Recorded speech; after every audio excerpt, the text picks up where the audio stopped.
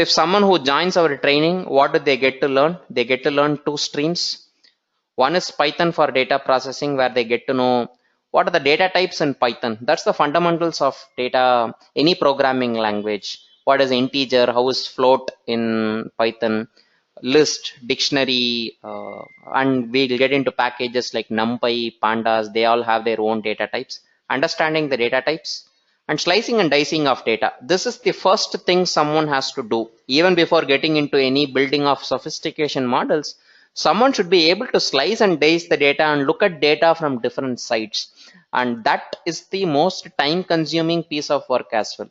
In practice, I have seen that any machine learning solution which we do, 80% of the work goes in slicing and dicing of data and preparing the data, and only 20% of effort goes in doing machine learning on the data. Because machine learning, there are standardized packages, but the slicing and dicing of data has to be customized for that particular application. So how do you do slicing and dicing of data with Python? Very powerful. Python has a lot of powerful functions for doing.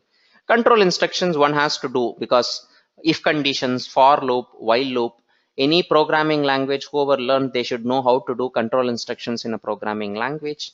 And then we get into optimized data processing, saying, hey, you know what? You can write for loops and do certain actions, but you don't need to do that, and it is not the most computational efficient way of doing. But you can use some optimized functions in Python and do some data processing. We will do, these are some advanced data processing concepts using Python. And how do I read external files, do some processing? How do I merge? If I have 1,000 files, how do I merge them, do some insights, and then write it back as another file or write it to a database? How do I do? That's done in file processing. And finally, visualization.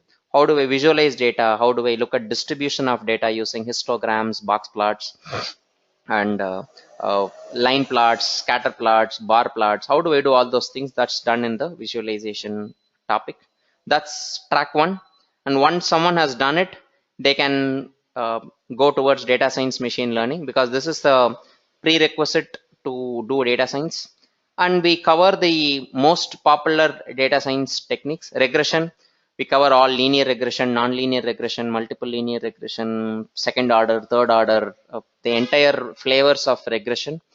Clustering, we do k-means clustering, which is the most popular clustering algorithm. Classification, k-nearest neighbor, naive-Bayes classification, several algorithms, both their theoretical understanding from an intuition standpoint, how do you interpret the models are covered. Dimensionality reduction, principal component analysis is used.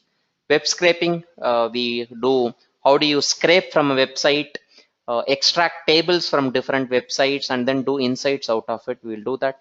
And social media analytics, can I live feed of data from Twitter, doing sentiment analysis? That's covered in social media analytics. This is the outline.